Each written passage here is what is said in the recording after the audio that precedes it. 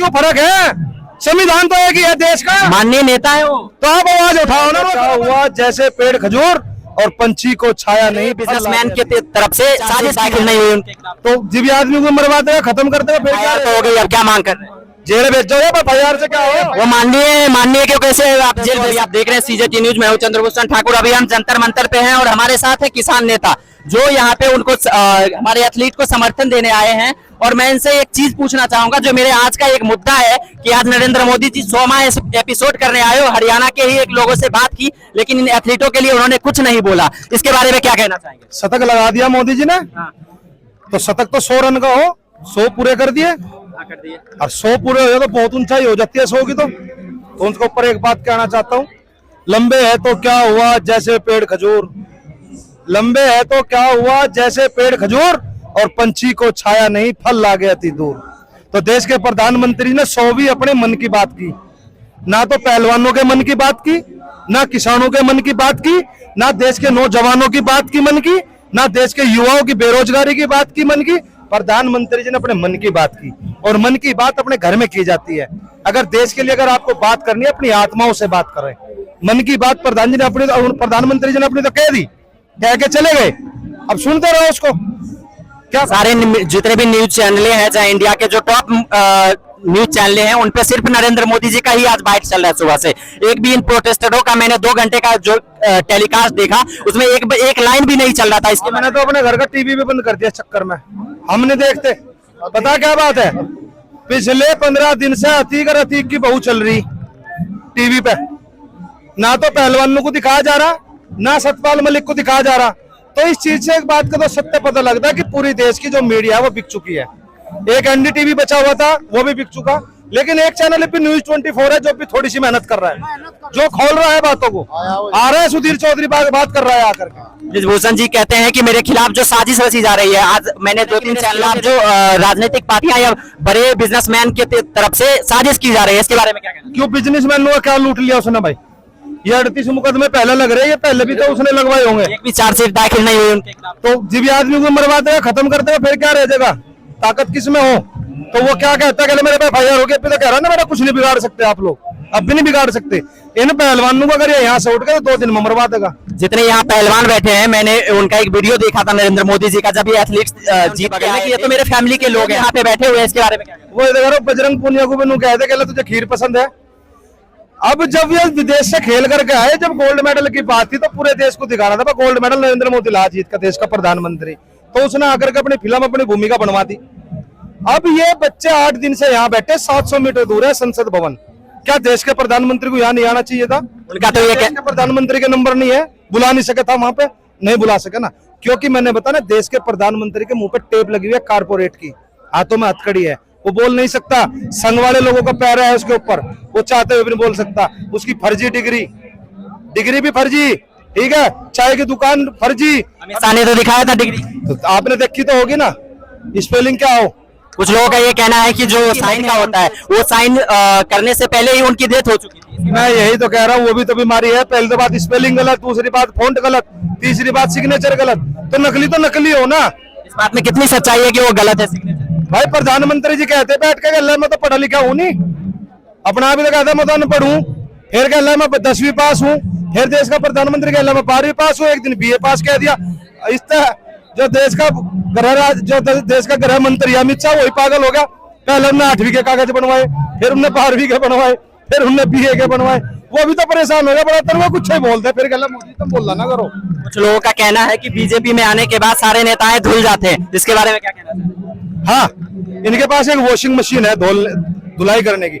जो जितने भी देश में जितने बेकार लोग हैं वे उसमें चले जाओ, धुलाई होती है, देशभक्त हो जाएंगे। और जो भाजपा को छोड़े चले जाओ देशद्रोही हो जाएगा। ये काम है इन लोगों का, ये ऐसे ही करते हैं। आज मैं चला जाऊं भाजपा के अंदर तो मैं देशभक्त हूँ। उन्होंने तो किसान संगठनों को तोड़ने का भी प्रयास किया, उन्होंने बड़े ताकतें लगाई। क्या ऑफर दिया? ऑफर हम बता देते हैं। ऑफर क्या देते हैं? ऑफर क्या देंगे? सबसे पहले विधायकों को खरीद देंगे पैसे से। क्या चीज है इनके पास? पैसा कहाँ से आता है? कारपोरेट से। वे लोग तो पैसा दे रहे हैं ना खरीदने का।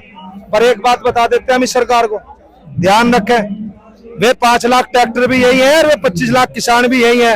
आज बात हमारी बेटियों के सम्मान की है, और जब बात हमारे स्वाभिमान सम्मान पाजे हम ईंट से ईंट बिठा देते हैं।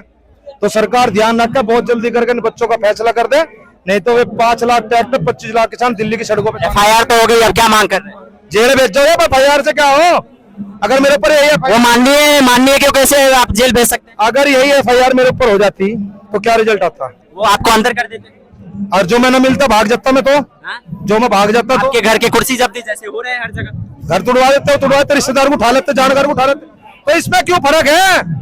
संविधान तो एक ही है देश का। माननीय नेता है वो, तो आप आवाज उठाओ ना, करो बंद, तुम क्यों नहीं बोलते? वो कह रहे हैं कि ये हमारे नेता है और उनको उनसे वोट मिलेंगे।